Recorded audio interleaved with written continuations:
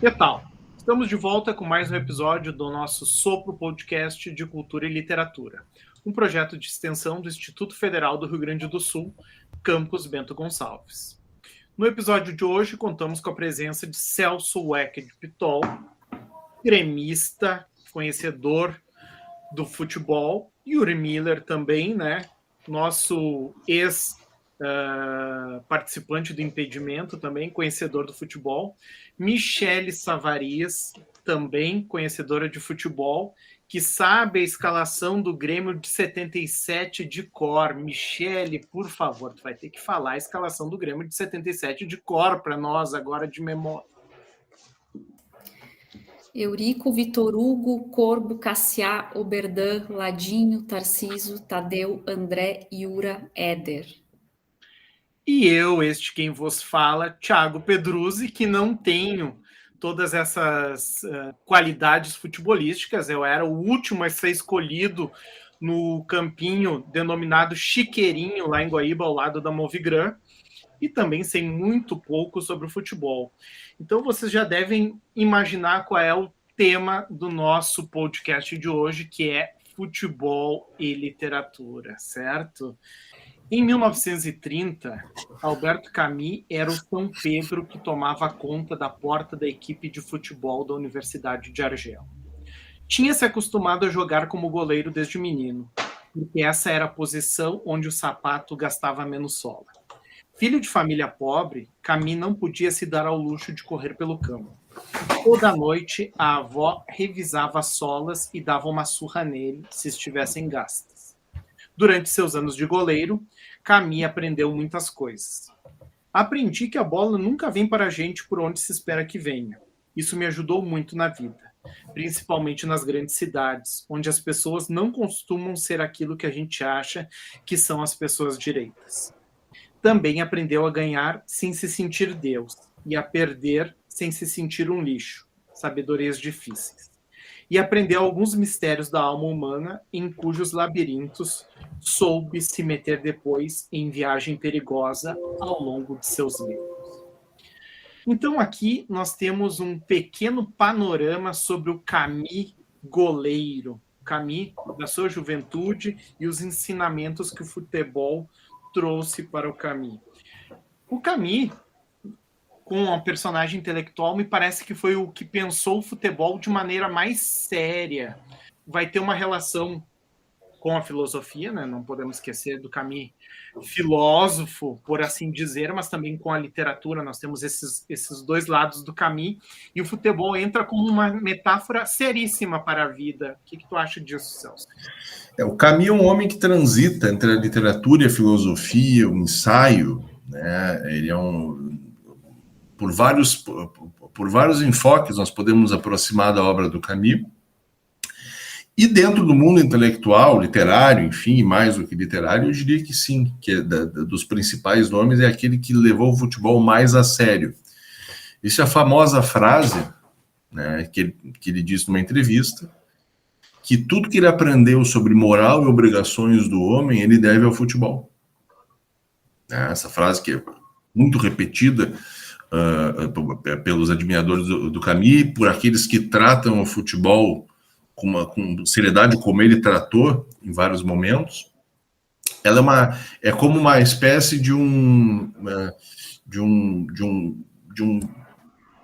emblema, né, que se coloca para aqueles que amam o futebol e querem tratá-lo como um tema sério, um tema digno de ser abordado com a seriedade que se trata outros temas, ou que se trata com qualquer tema ligado às ciências humanas, né? E é uma leitura interessante, por quê? Porque o Camus, ele é um homem, como foi mencionado no texto galeano, ele é um homem que se dedicou ao futebol na juventude. Ele nasceu, ele é um escritor, nós o conhecemos como escritor francês, mas ele nasceu na Argélia, né, na época que a Argélia era colônia da França, cidadão francês, portanto, mas não exatamente francês, né? Não é da França metropolitana, da França colonial, da chamada Algérie française. Ele nasceu em Argel, capital da Argélia, e como todos os meninos, né, da sua geração, os meninos daquela geração e das gerações posteriores, jogava futebol na rua. Se apaixonou pelo futebol e na juventude, ele era goleiro, e na juventude ingressou num time de futebol, o Racing Universitaire d'Argel. O Racing Universitário de Argel, capital da capital da Argélia, que era um clube universitário, clube ligado à Universidade de Argel, onde ele esteve, foi goleiro daquele time, foi goleiro do time juvenil, dizem que chegou a treinar com a seleção argelina juvenil, seleção colonial argelina, né, que não disputava de maneira independente da França, e que só não seguiu a carreira como goleiro, como jogador de futebol, por outras razões, porque dizem que era um excelente goleiro. E levou essa paixão pelo futebol por toda a vida. Quando ele foi para a França, anos depois, ele, morando em Paris, ele buscou um time de futebol para torcer. E escolheu um time que tinha as mesmas cores do Racing Universitaire d'Argel e que também se chamava Racing, o Racing de Paris, que naquela altura, nas primeiras décadas do século XX, era um dos principais clubes da França, talvez um dos principais clubes da Europa. O Racing de Paris foi campeão na Copa da França várias vezes, foi campeão francês várias vezes. Hoje é um time que está nas divisões inferiores, tem uma torcida bastante fiel, bastante apaixonada, mas muito pequena, muito longe, né, dos principais clubes franceses, do Paris Saint-Germain, do Lyon e de todos os outros que cresceram nas últimas décadas do futebol francês. Mas o Racing de Paris, ele é um time tradicionalíssimo na França. Ele é um time que, inclusive, excursionava muito, é um time que ajudou a desenvolver o futebol taticamente, esteve na América do Sul, e foi o time que inspirou um grupo de jovens argentinos a criar um clube, esse sim, um grande clube da América do Sul, que é o Racing Clube de Buenos Aires. O Racing de Paris, ele tem uma camiseta que é com listras horizontais em azul e branco. O Racing de Buenos Aires tem também listras azul e brancas, só que verticais. Né? Esses clubes até hoje têm uma relação. O Racing de Paris e o Racing Porteño, eles dialogam bastante. Quem acompanha as redes sociais dos dois vê bastante citações mútuas deles. Já tiveram jogos uns contra os outros, algumas vezes, tanto na Europa quanto aqui na América do Sul. Então, o Racing de Paris é um clube tradicionalíssimo do futebol francês, né? E o Camilo é torcedor apaixonado, torcedor de ir no estádio. Tem um vídeo no YouTube muito interessante em que ele é entrevistado assistindo um jogo da Copa da França contra o Mônaco. O Camille, ele tem essa relação... Os argelinos têm uma relação muito próxima com o futebol, né?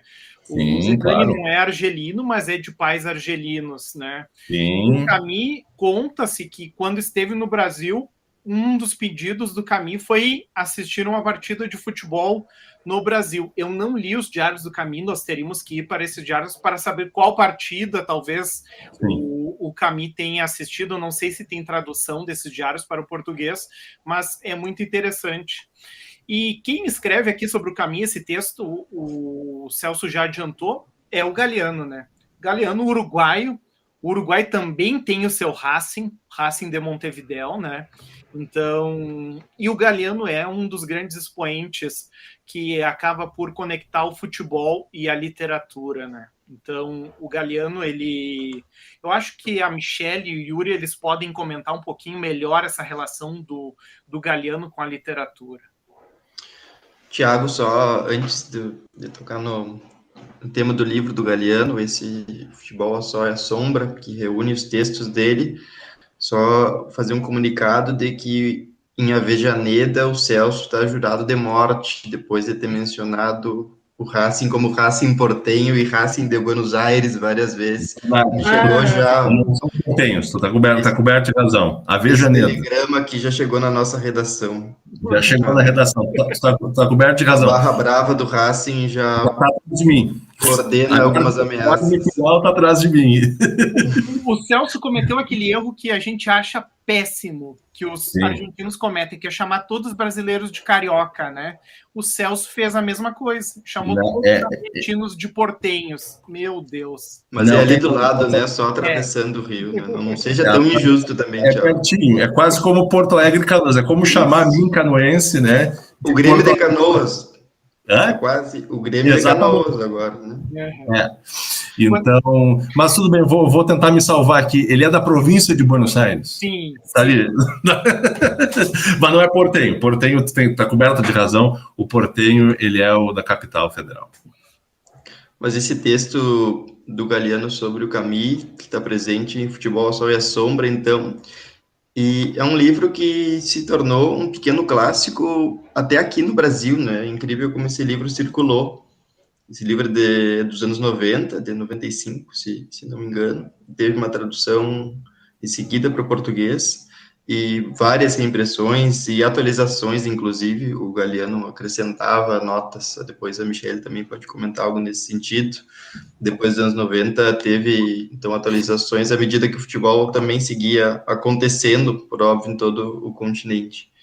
É um livro que não é nada duro, né, que se aproxima de uma linguagem literária todo o tempo, embora não seja um livro exatamente de ficção, e que parte primeiro de tópicos específicos sobre algumas das condições do futebol, o estádio, o goleiro, a torcida, e depois assume um método mais cronológico, né, passa pelo futebol do início do século XX até os dias quase de hoje, né, o Galeano atualizou até perto dos anos 2010, acho. E o que mais me parece louvável nesse livro do Galeano, que é um livro, acho excelente, ele todo, é a capacidade de trazer e de deixar bem marcado um material que é raro de se encontrar nos textos sobre o futebol no continente, que é esses acontecimentos, essas anedotas do começo do século, dessas primeiras seleções e desses primeiros times do Uruguai que marcam a época, que são fundadores, né? As seleções do Uruguai de 24 e 28, campeãs olímpicas, do Uruguai de 30, nesses que são os começos do esporte na transição para o profissionalismo, né? E o Galeano faz isso de uma maneira muito competente nesse livro e muito literária, digamos assim, né? E tornando nomes daquela época personagens também que vão percorrer esse futebol ao sol e à sombra. Eu acho esse livro uma coisa faz da questão literária, né? Eu acho que é um livro que ele exemplifica muito bem o estilo de escrita do Galeano. Não sei se vocês vão concordar comigo. O Galeano é um escritor latino-americaníssimo, evidentemente, mas ele faz uso de muitos recursos estilísticos, né, típico de uma prosa espanhola bem clássica, né, alguns barroquismos, alguns jogos de oposições muito bem feitos, muito, muito competentes, assim, e que estão muito presentes aí no Futebol à Sombra, e estão presentes nos outros livros também. Mas esse livro especificamente, tem vários momentos ali que se nós quiséssemos pegar trechos para exemplificar, olha, o estilo do Galeano é esse, tem vários momentos do Futebol ao Sol e à Sombra que nós poderíamos pegar. E tu mencionaste também, Yuri, essa questão do Galeano em focar muito esses primeiros momentos da década de 10, 20, das seleções uruguaias, de 24, 28, 30, são os primeiros grandes momentos do futebol sul-americano também, né? Das primeiras vitórias da América do Sul como no futebol, num esporte que até então era principalmente inglês e quase totalmente europeu. Sim, são os momentos fundadores, né, do futebol no continente. Eu gosto bastante, poderia escolher vários trechos desse livro que também assume esse estilo fragmentado de vários volumes do Galeano, mas um que exemplifica esse mérito do livro que eu me referi, de trazer esse tempo que aparece pouco em publicações sobre futebol, é um fragmento intitulado Os Negros. Ele é tão curto que eu poderia ler ele aqui agora, e faço. E o Galeano escreve: em 1916, no primeiro campeonato sul-americano, o Uruguai goleou o Chile por 4-0. No dia seguinte, a delegação chilena exigiu a anulação da partida, porque o Uruguai escalou 2 africanos, entre aspas. Eram os jogadores Isabelino Gradim e Juan Delgado. Gradim havia feito 2 dos 4 gols.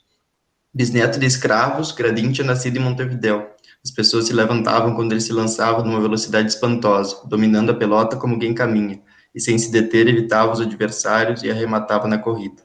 Tinha cara de santo, e quando fazia cara de mal, ninguém acreditava. Juan Delgado, também bisneto de escravos, havia nascido em Florida, no interior do Uruguai. Delgado brilhava dançando nos carnavais e fazendo a bola dançar nos gramados, enquanto jogava, conversava e gozava os adversários. O Uruguai era, naquela época, o único país do mundo que tinha jogadores negros na seleção nacional. E esses aspectos que até então, me parece, eram desconhecidos do público brasileiro, que, enfim, é um público também muito futeboleiro, e o fato desse livro circular tanto por aqui, acho que significou uma aproximação real do leitor de texto sobre o esporte com a cultura e a história do futebol sul-americano. Pegando o gancho, né, desse comentário do Yuri, dessa leitura, eu gostaria de ler um fragmento também que eu acho muito interessante quando o Galiano fala sobre o goleiro, né, que é essa figura peculiar de uma equipe, né? O Galiano diz que o goleiro está condenado a olhar a partida de longe, sem se mover da meta, aguarda sozinho entre as 3 traves o fuzilamento. Não faz gols, está ali para impedir que façam. O goleiro sempre tem a culpa, e se não tem, paga do mesmo jeito. Quando qualquer jogador comete um pênalti, quem acaba sendo castigado é ele. Fica ali, abandonado na frente do carrasco, na imensidão da meta vazia. E quando o time tem um dia ruim, quem paga o pato é ele, debaixo de uma chuva de bolas chutadas, espiando os pecados alheios. Os outros jogadores podem errar feio uma vez, muitas vezes, mas se redimem com um drible espetacular, um passe magistral, um tiro certeiro. Ele não.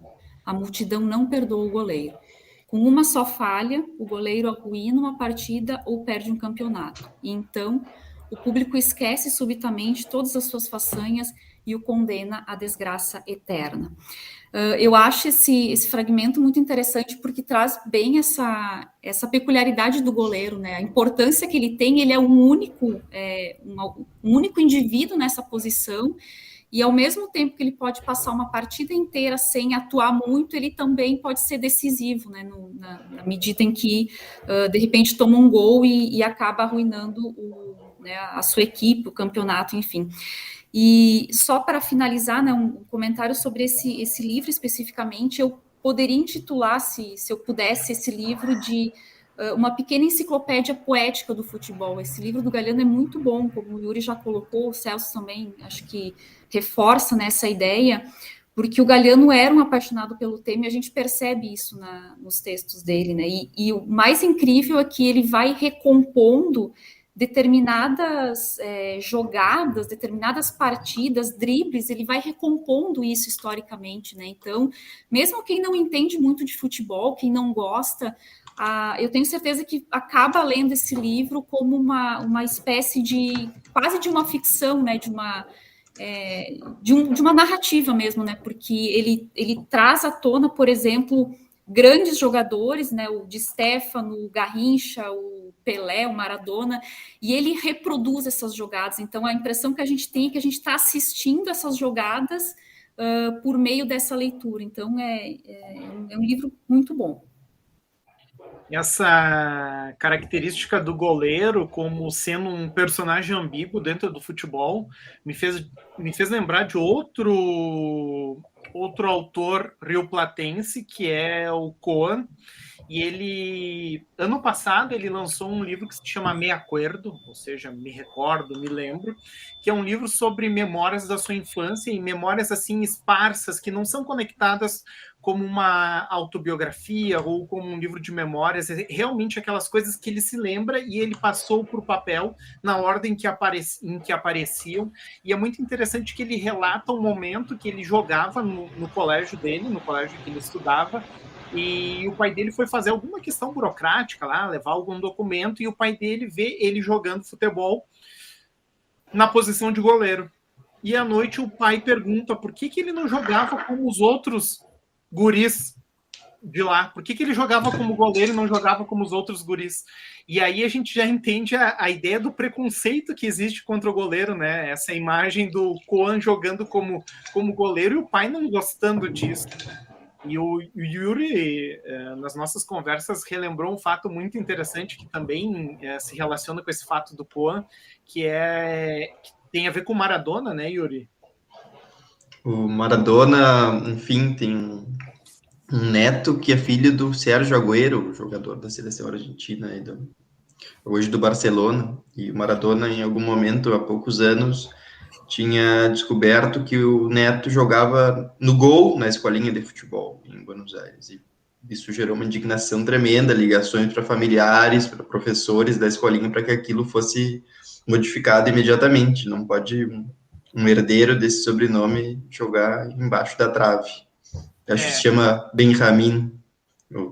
É uma maravilha isso, e essa ligação do Maradona e a não aceitação dessa posição.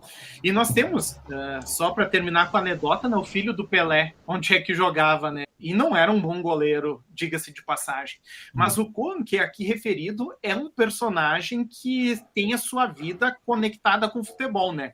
Ele é escritor, ele é crítico literário, ele é professor universitário, ele fala sobre literatura, mas é um indivíduo que, quando a gente encontra ele, tá com um abrigo da Adidas, um abrigo de futebol, tá com uma camiseta do Boca. Nós não podemos desvinculá-lo do futebol, e a literatura dele vai dialogar com o futebol. Acho que a Michelle pode falar um pouquinho desse diálogo do Koen, da sua produção ficcional com o futebol. Sim, ele tem o livro Duas Vezes Junho, né, que é um livro que está traduzido para o português, um livro de 2002, e esse livro ele é composto, né, por pequenos fragmentos, pequenos relatos, que vão dando indícios de um cenário que envolve o futebol, a ditadura e a guerra, né? Então a gente tem, dentro dessa narrativa, desses pequenos fragmentos, né, que compõem a obra, o horror da ditadura, que é também atravessada pela euforia do futebol.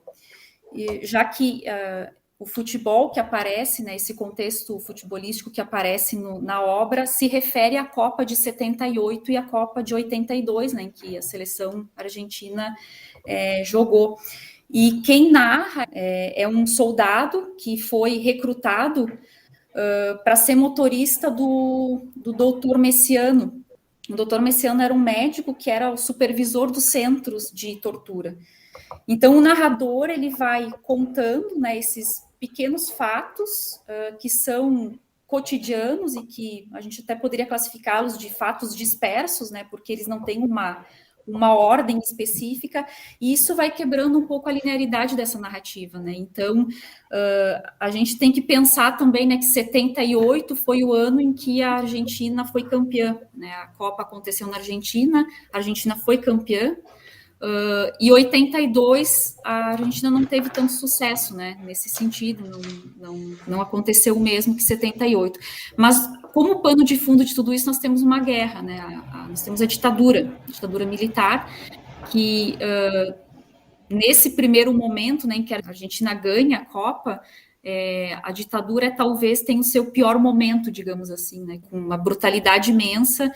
E depois, em 82, nós vamos ter também a Guerra das Malvinas, né, que é essa tentativa desesperada de captar o apoio popular, se poderia dizer, né? Então, todo esse livro do Koen, ele vai trazendo esses indícios o tempo todo, mas é de uma maneira como se ele não quisesse falar sobre isso, mas ele vai acabar falando, né? Então, não é um livro que tem o propósito claro e objetivo de trazer essas questões, mas ele acaba colocando isso de uma forma que é fragmentado, né? E eu acho que isso também quebra um pouquinho essa questão de um livro que foi escrito especificamente para falar sobre esses assuntos, né? Então ele vai conectando essas informações o tempo todo.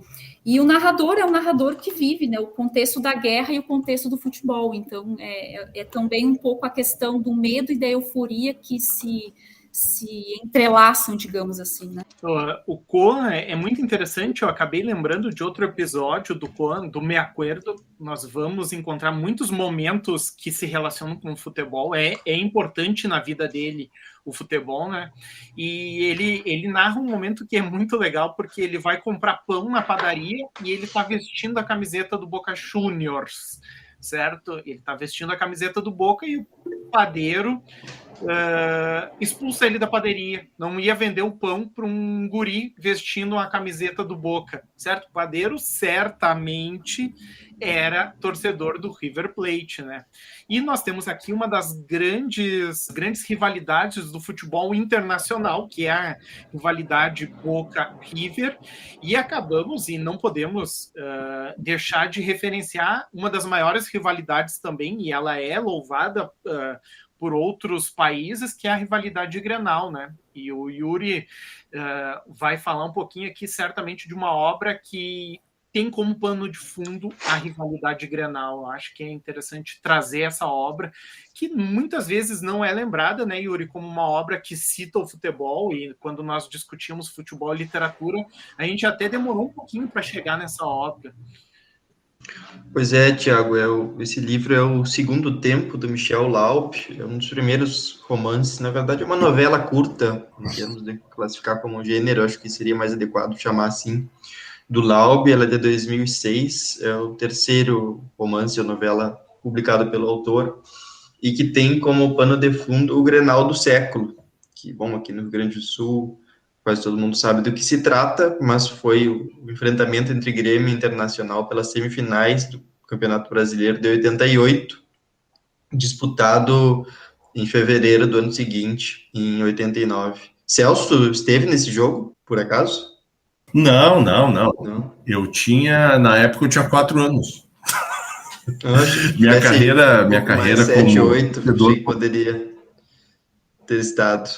Não, eu cresci ouvindo histórias, né, desse jogo, enfim, meu filho de gremistas que sou, mas não, infelizmente não estive, lamentavelmente não pude estar.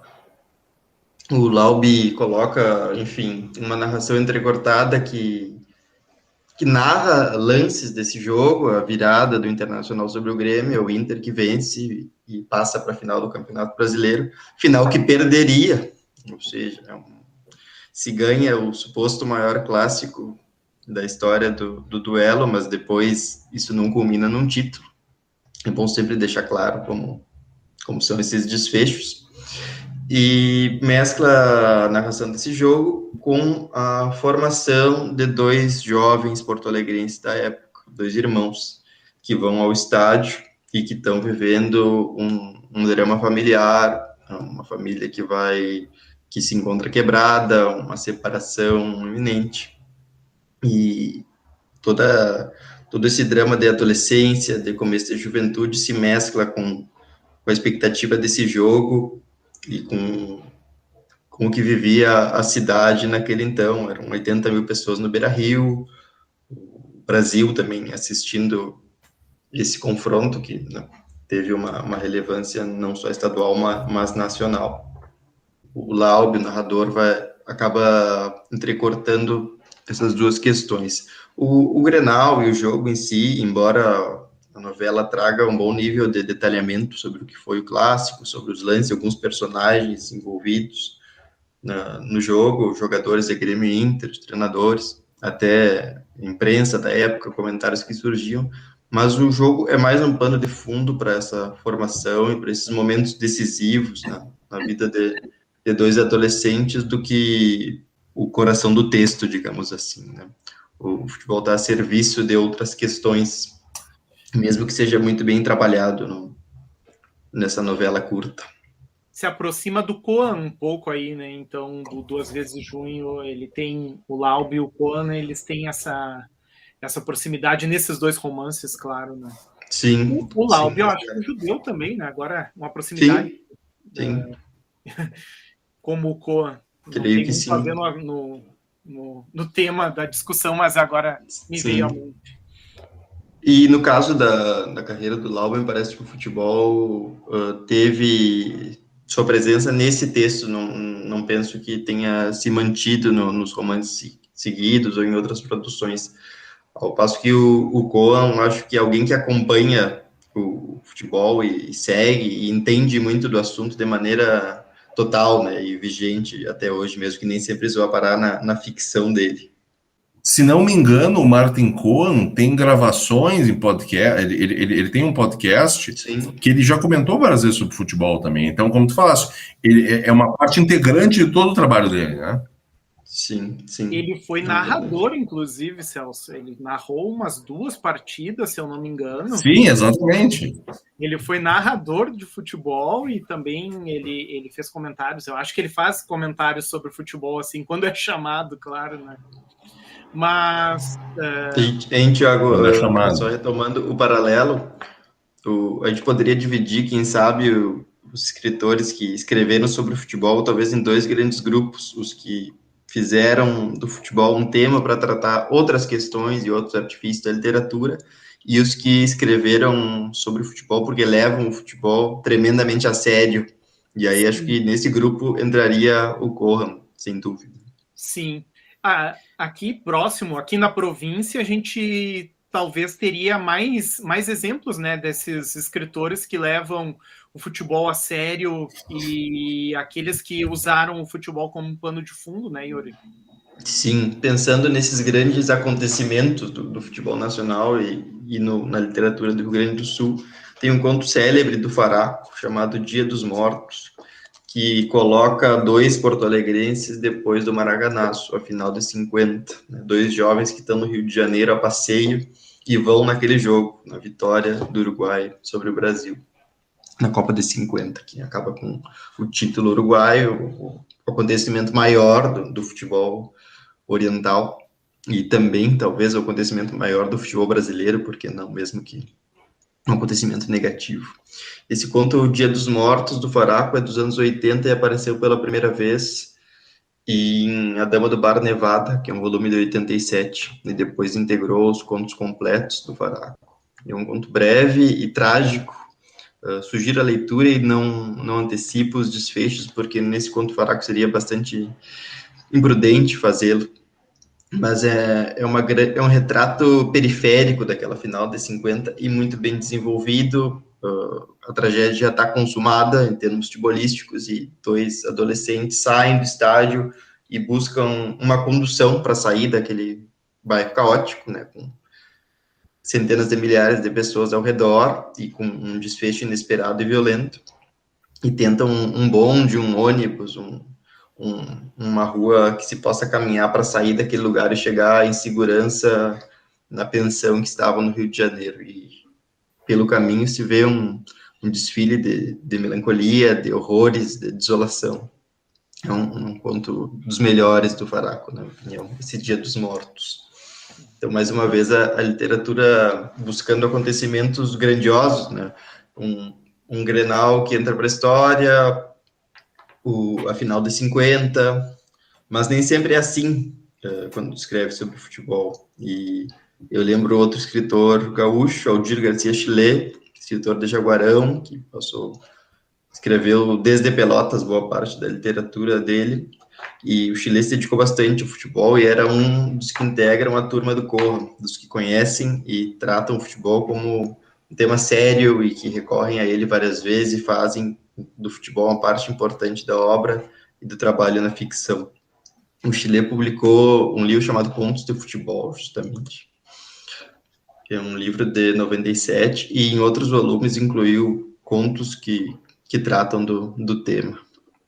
E, diferentemente desses textos do Laup e do Faraco, em que grandes jogos estão sendo retratados, o que a gente vê no Chilé é o futebol menor, um futebol quase subterrâneo, dos campos de Jaguarão e Rio Branco, ou quando se passa nos grandes palcos, no Centenário, em Montevidéu, são de jogadores que não vingaram, que estão ao lado de jogadores que seriam os grandes nomes do esporte, mas que eles têm um papel secundário, periférico mesmo, no rumo das coisas. Essa literatura do Chilé, então, trata o futebol desde outro ponto de vista mais marginal, digamos, mais interiorano, e da mesma forma muito bem executado.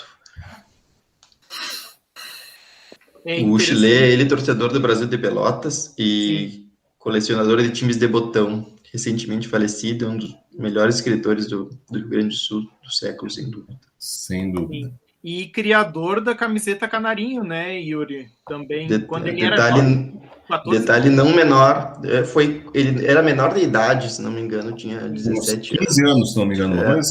Isso. Participou de um concurso, enviou para o Rio de Janeiro um modelo que ele desenhou. Ele desenhava e foi escolhido como modelo que iria representar a seleção brasileira. E o mais interessante é que em algum momento ele quase que abandona a torcida pela seleção brasileira, ele é um descrente da seleção nacional, né?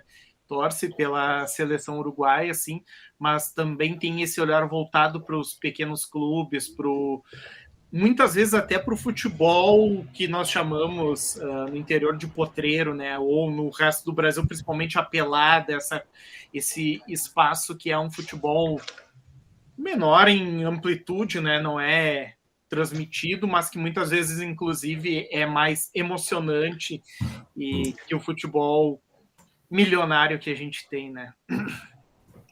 É interessante que essa aproximação do Chile se dá, claro, depois.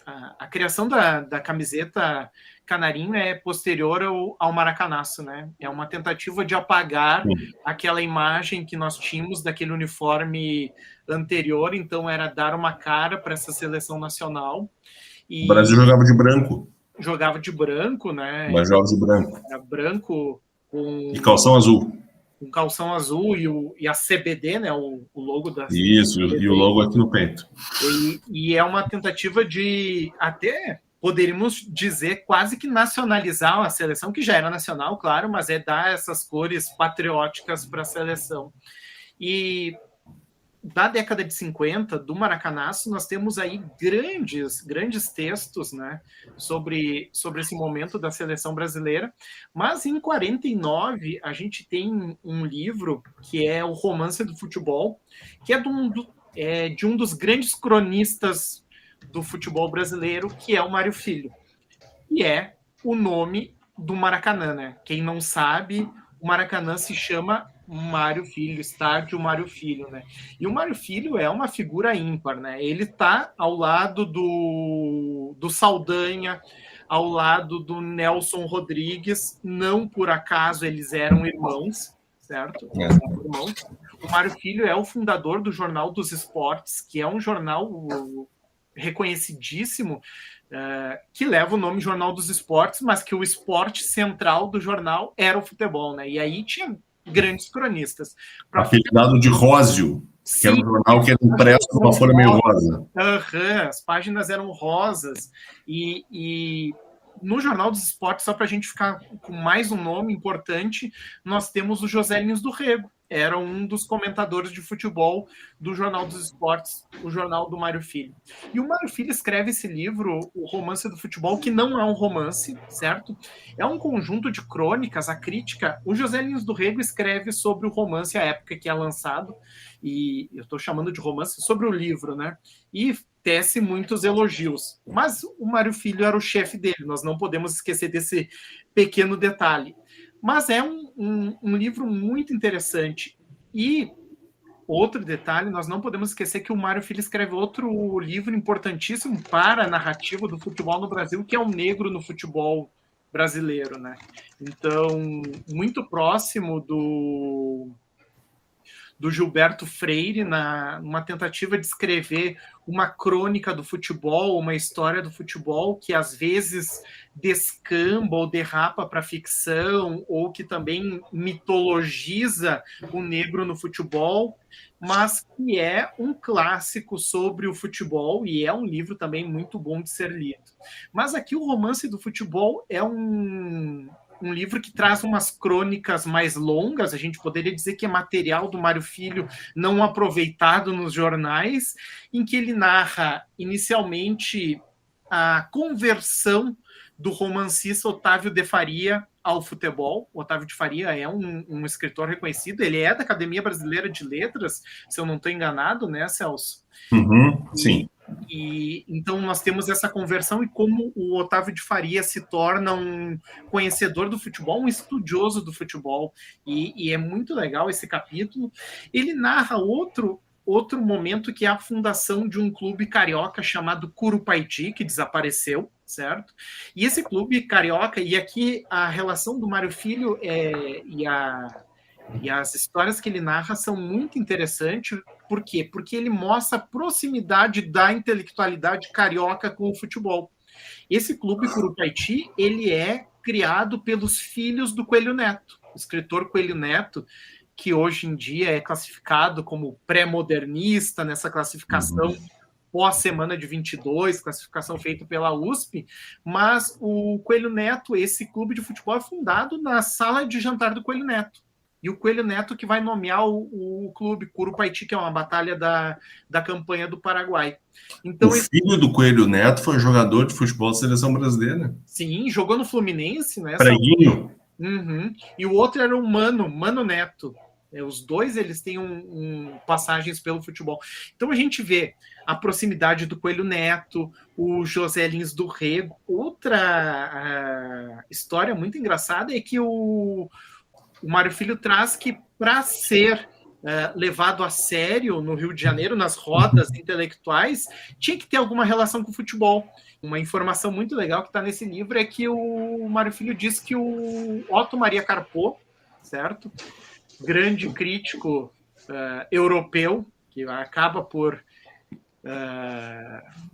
ironia do destino, a gente poderia dizer, né, chegar ao Brasil, seria um torcedor do Flamengo, ou teria uma proximidade com o Flamengo, né, Celso? E isso é interessante, é muito interessante, porque muita gente que conhece a obra do Carpo fala, né, que o Carpo não era um homem ligado ao futebol, de que ele inclusive não gostava muito, que ele até achava estranho esse interesse dos brasileiros, dos intelectuais brasileiros pelo futebol, e essa informação diz o contrário, né?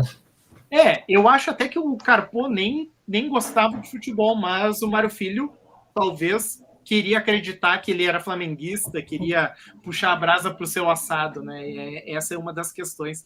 Mas o livro ele tem digamos assim, uma narrativa que vai para essa pré-história do futebol brasileiro, né? Ele narra a história no capítulo que se chama Jogador, ele narra a história da grandeza e da decadência do goleiro Jaguaré, que foi um goleiro do Vasco, que jogou no Barcelona, que jogou acho que foi no Olympique. Eu sei que jogou na França. Sim. Jogou na França, foi campeão 2 vezes, campeão da Copa da França e 2 campeonatos nacionais na França, e que foi, segundo consta a lenda, o primeiro goleiro a fazer um gol, porque ele bateu um pênalti pelo Olympique, e que também o primeiro goleiro a usar luvas no Brasil. Porque quando ele foi para a França, ele usou luvas lá para defender, porque ele tinha muito frio nos dedos, nas mãos. E quando ele retorna para o Brasil utilizando luvas. E tem aquela história clássica do futebol brasileiro. Ele é um jogador ele era estivador, se torna goleiro profissional, depois ele retorna e volta a ser estivador. E ele contava histórias da França, da Espanha, para os seus colegas no Porto, e ninguém acreditava. Vão acreditar, esse cara, o Jaguaré, jogou na França e na Espanha. Então, o Mário Filho escreveu sobre futebol, escreveu crônicas, está nesse panteão junto com o Nelson Rodrigues, junto com o João Saldanha. Desse período, a gente tem esse período, a gente poderia dizer um pouquinho posterior, mas que o Mário Filho ainda está presente. Nós temos um grande romance nacional, que é um romance do Sérgio Rodrigues. Antes da mudança ligeira de tema, Thiago, sobre o Mário Filho, uma discussão atual, né, que aconteceu há poucos meses, o Maracanã se chama oficialmente Estádio Jornalista Mário Filho, e havia um projeto da Assembleia Legislativa do Rio para mudar o nome do estádio e para retirar o nome do Mário Filho. O estádio passaria a se chamar Rei Pelé. E vários outros estádios do Brasil, inclusive, se chamam Rei Pelé. Né? E o Mário Filho teve um papel importante na construção desse estádio. Ele defendeu na imprensa o lugar onde se ergue o Maracanã como o mais acertado para a construção do palco, e por isso também a homenagem se destina a ele. E esse projeto acabou sendo vetado pelo governo do Rio, de modo que o Maracanã, que é conhecido pelo pelo nome do bairro, enfim. Não tanto pelo nome do Mário Filho, mas segue oficialmente levando o nome do jornalista e escritor. E essa mudança seria uma mudança inócua, né, Yuri? Trocar Mário Filho por Rei Pelé seguiria sendo Maracanã, né? É o nome popular, é o nome que é reconhecido. Muitos outros estádios têm nomes homenageando figuras importantes para o futebol ou para os clubes, mas não são reconhecidos, né? Em Porto Alegre, aqui que está próximo de nós, o Beira-Rio, tem um nome, é o Borda, ele era... José Pinheiro Borba. Sim, era presidente do Internacional, né? Ninguém sabe o nome do Beira-Rio. Eu sei que o Yuri tem uma campanha forte para que nós chamássemos a Arena do Grêmio de Estádio Lupicínio Rodrigues, né? E talvez cheguemos algum dia a chamá-lo de Estádio Lupicínio Rodrigues. Acho que não, né? Hoje em dia tem os naming rights e nós temos toda essa questão comercial em cima, mas seria muito importante se conseguíssemos homenagear o Lupicínio Rodrigues, né? O rei da dor de cotovelo e autor do hino do Grêmio, né? Também outra relação aqui da proximidade da música, da canção com o futebol, e a gente tem todos os hinos do Lamartine Babo, que fez hinos para mais de um clube, e o Lupicínio Rodrigues tendo feito o hino do Grêmio também. Mas falávamos um pouco da crônica esportiva do Rio de Janeiro, e falando do Mário Filho, do Nelson Rodrigues e do João Saldanha, quem escreve um romance que vai criar uma personagem que se encaixa, que se coloca no mesmo patamar desses grandes cronistas, é o Sérgio Rodrigues, que é autor de um outro romance, é Elza Garota. Ele é um jornalista, ele escreve sobre língua portuguesa, sobre etimologia. É um colunista da Folha de São Paulo. Colunista da Folha de São Paulo. E ele escreveu O Drible em 2013, pré-Copa de 2014 no Brasil, né? E é, digamos, o grande romance nacional. Essa é a minha opinião, não sei se o Yuri e o Celso compartilham dela, e a Michele, mas é o grande romance brasileiro sobre o futebol. O próprio Sérgio Rodrigues fala, e sempre quando ele é entrevistado sobre esse romance, se discute, né? Por que nós não falamos sobre o futebol na literatura? E aí o Sérgio Rodrigues diz, olha, não sei se a questão é o futebol ou se é o esporte em si. Nós não temos o grande romance da Fórmula 1 na Itália, certo? E a Fórmula 1, ela é muito importante para a Itália, só para a gente usar um exemplo de um outro esporte, ainda que seja o automobilismo. Mas esse romance é muito legal, por quê? Porque ele abre o romance narrando quase gol do Pelé na Copa de 70 contra o Uruguai. Olha só, né? Ironia. Driblando Mazurkiewicz, que era e que foi goleiro por acaso. Certo? Ele chegou atrasado numa peneira do Racing de Montevidéu e ele queria ser atacante e só tinha vaga no gol e disseram, não, vai pro gol. E aí ele foi pro gol e se tornou um dos grandes goleiros do século XX, né? Apesar de ser um goleiro baixinho, né? Um goleiro baixo e de grande elasticidade, assim. Jogou aqui no Brasil, jogou no Atlético Mineiro e muito vitorioso. Sim, e esse quase gol do Pelé, ele é narrado, a abertura do livro é esse quase gol do Pelé. Nós temos um personagem aqui que é o Murilo Filho, olha só a proximidade com o Mário Filho, e ele é um grande cronista, mulherengo, autor de livros sobre o futebol, e ele tem um filho, que é o Neto, que vocês já podem imaginar que é Murilo Neto, né? Tem uma relação bastante conturbada. E o futebol, ele é o pano de fundo para falar sobre essa relação, mas ele também é uma personagem. Ao mesmo tempo que ele é cenário, ele é personagem, né? E tem um final, assim, que eu também não vou narrar o final, que é um final surpreendente, a gente poderia dizer, né? Ele é um filme é um livro para virar filme. Poderia ser feito um filme tranquilamente, eu acho que seria uma narrativa ótima, uma ótima narrativa fílmica, mas o Murilo Filho é esse personagem que dos anos 60 e 70 ele é uma figura estrelar da narrativa, né? Ele é um mulherengo e por conta dessa sua fama, ele vai ter relacionamentos. E só para dar mais um detalhezinho da narrativa, a mãe do Murilo Neto, ela acaba se suicidando, né? Então vocês podem imaginar que vocês têm um filho e tem uma relação conturbada com o pai, que o pai nunca foi próximo desse filho. O filho, ele não gosta muito de futebol, a gente até pode dizer. Ele é um indivíduo ligado à cultura pop da década de 70 e 80. Ele tocou numa banda que teve um relativo sucesso.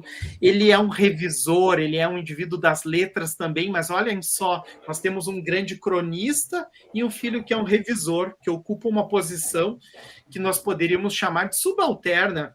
Eu sei que o trabalho dos revisores é importantíssimo, mas dificilmente tu vai encontrar o revisor na capa do livro, né? Tu encontra o autor na capa do livro. E aí a gente tem esse diálogo. O pai está quase morrendo, chama o filho para ter uma conversa mais próxima.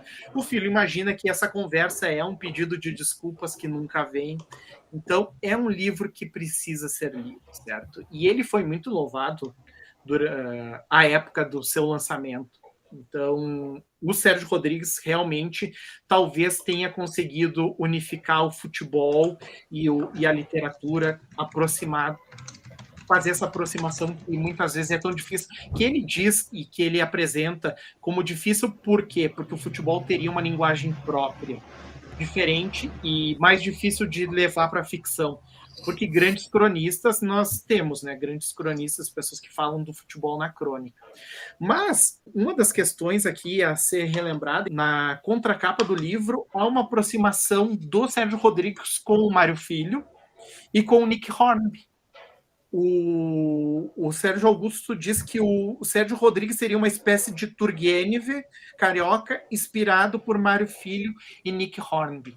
E o Nick Hornby é um grande nome, um dos grandes nomes da mundiais que consegue fazer essa concatenar o futebol e a literatura, né, Celso? O Nick Hornby é um autor, ele é um autor inglês, né, um autor inglês que estourou nos anos 90, fora da Grã-Bretanha, né, a partir de um livro chamado Alta Fidelidade, que virou um filme com John Cusack, que fala muito do universo da música pop, né, de uma loja de discos ali na Inglaterra.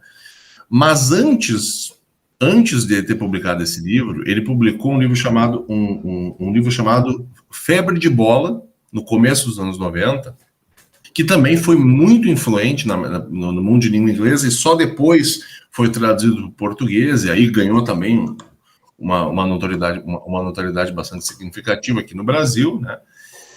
Que é um livro basicamente de amor ao futebol. É uma coleção de narrativas que, muito embora eles não chamem de crônica, né? Porque crônica é uma coisa muito característica da literatura brasileira, claro que aparece mutatis mutandis em outras culturas, em outras literaturas, mas é principalmente uma coisa brasileira, mas que eu não hesitaria em chamar como uma coleção de crônicas ali sobre futebol, né? O Nick Hornby, ele é um torcedor fanático do Arsenal de Londres, e boa parte das histórias que estão ali presentes são histórias dele como torcedor no antigo estádio de Highbury, né, do Arsenal, que é muito diferente do atual estádio, o Emirates Stadium, que é um estádio bem mais moderno, que foi construído, enfim, nesse estilo dessas novas arenas, né?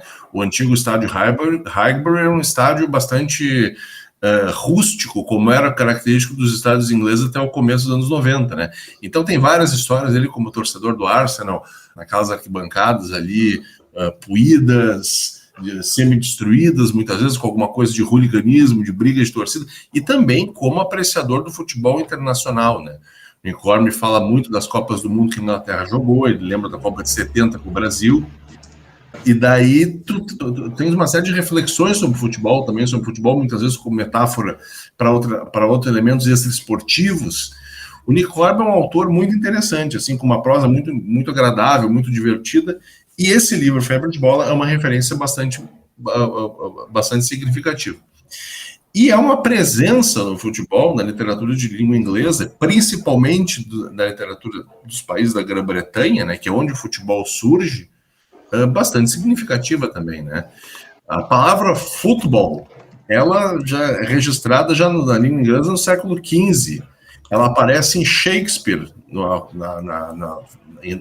peça do Shakespeare, uma das peças mais importantes de Shakespeare, King Lear, né, em que o futebol é mencionado, né? Não é o futebol que nós conhecemos hoje, com as regras que nós conhecemos hoje da International Board, né, que é da década de 1860.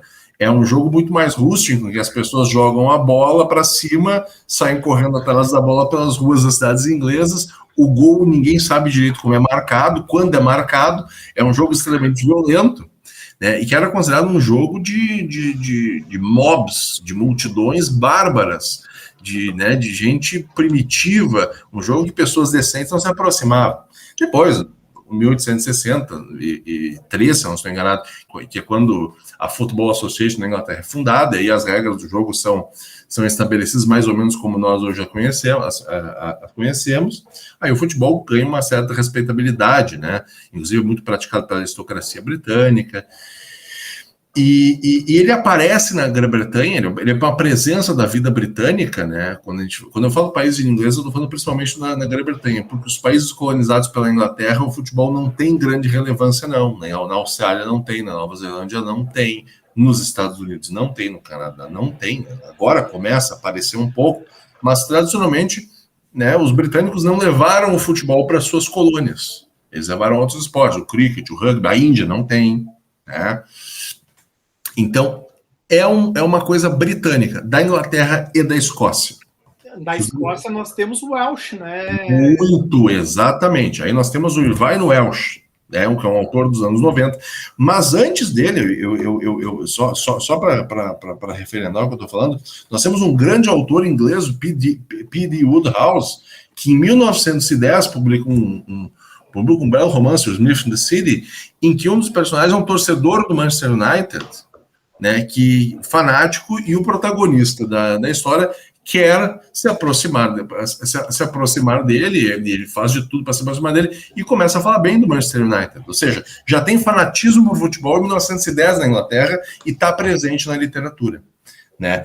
Tu mencionaste agora o Irvine Welsh. O Irvine Welsh é um autor escocês, um autor de Edinburgh, né, na Escócia, que escreveu, em 1993, um livro chamado Trainspotting, que anos depois tornaria um filme famoso com Robert Carlyle e o Ewan McGregor.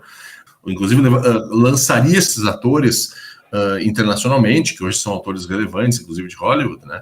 Mas o Trainspotting é um livro que fala, basicamente, daquele mundo das classes baixas britânicas, né, ligadas à música pop, ligada às drogas e também ligado ao futebol, né? Personagens são fanáticos torcedores do Hibernian, que é um time de Edinburgh, né, na Escócia, um time pequeno, é um time ligado à comunidade católica daquela cidade, né? Existe toda essa questão na Escócia da religião ligada ao futebol, inclusive no maior clássico das Ilhas Britânicas, talvez o clássico mais renhido do mundo, que é o clássico Celtic contra Rangers, né, que não é de Edinburgh, é na cidade de Glasgow, ali a segunda cidade escocesa, que é um clássico renhidíssimo, que tem a questão da religião, que tem a questão da independência irlandesa lá, do IRA, que tem uma série de questões extrafutebolísticas que transformam um jogo, inclusive, muito perigoso, mas que também aparece na literatura do Irvine Welsh em vários outros momentos. Né? O Irvine Welsh também é um torcedor fanático, também é um fanático por futebol, também é torcedor do Hibernian, é um sujeito muito ligado ao esporte e aparece muito em diversas obras. No Trainspotting aparece bastante. Tem uma cena famosíssima do Trainspotting, quem assistiu o filme sabe, vai lembrar, que é o momento em que o protagonista está na cama com uma moça e tem um momento que ele alcança um orgasmo. E acontece o seguinte naquele momento, ele se emociona, obviamente, e ele para e ele pensa, meu Deus, eu não me sentia tão bem desde que Art Jamel fez um gol na Holanda na Copa de 68. O que ele está se referindo aí? O golaço do jogador escocês Art Jamel na seleção holandesa, a seleção da Laranja Mecânica, a seleção que viria a ser vice-campeã naquela Copa do Mundo, driblando toda a defesa da seleção holandesa, e marcando um golaço na Copa da Argentina. Ou seja, é uma referência futebolística presente na cultura popular escocesa especificamente, né? De uma das Copas do Mundo que a Escócia participou. Né? Então está muito presente em vários momentos da literatura britânica, né? Escocesa e inglesa. Um outro autor, aí um irlandês, né, que fala muito de futebol nas suas crônicas, que tem texto sobre futebol, que é o Roddy Doyle, um autor irlandês, autor de um livro que também virou filme, The Commitments, né, bastante conhecido, foi publicado aqui no Brasil, a tradução depois que o filme foi exibido. Então é uma presença, né, é uma presença frequente na literatura britânica, porque é uma presença frequente na vida britânica. Os ingleses e os escoceses são fanáticos por futebol, e isso acaba tendo uma repercussão nas artes também. Essa presença nas Ilhas Britânicas, talvez nós não encontremos no continente, né, Celso? Até nessa... Não no mesmo nível, não no mesmo nível. Preparação, a gente ficou tentando buscar uma grande ficção, e a gente foi para a Itália, né, onde o futebol pulsa, onde o futebol é importante. Só para a gente falar, né, o Arrigo Sacchi, que foi o grande treinador italiano, ele falava que o futebol é a coisa mais importante das coisas menos importantes. Menos importantes. Então, um lugar onde essa frase pode aparecer, certamente o futebol tinha que ter um espaço ficcional grande. Nós não encontramos, talvez seja uma grande ignorância nossa, né? Mas, digamos, não transpôs as barreiras nacionais italianas. No continente, Thiago, existe o livro do Peter Handke, né, que é um romance do autor austríaco, né, O Medo do Goleiro Diante do Pênalti, em que aparece um goleiro como protagonista, né? Mas realmente são coisas muito, muito, muito pontuais. O futebol é uma paixão na Europa toda, né, em todos os lugares, enfim, mas ele não é tão tratado assim pela literatura, não é tão frequente na literatura, né? Fora das Ilhas Britânicas, né, como tu mencionaste, na Inglaterra, na Escócia, um pouco na Irlanda também ele aparece, mas fora não muito não, a não ser em momentos pontuais. E eu acho que quando ele é tratado, ele geralmente é tratado através de textos muito curtos, né? Porque se a gente parar para observar, por exemplo, nessas discussões que nós trouxemos aqui, nos autores que nós mencionamos, a maioria escreve crônicas ou escreve fragmentos, né? Pequenos textos. É muito difícil encontrar um escritor que se dedique a tratar de futebol numa narrativa, por exemplo, né? Um romance, né? Num romance, né? Uma narrativa mais longa. Então, até agora, o Celso estava falando do Nick Hornby, e também, né, ele escrevia narrativas, que nós poderíamos aproximar da crônica, né, do que a gente chamaria de crônica no Brasil.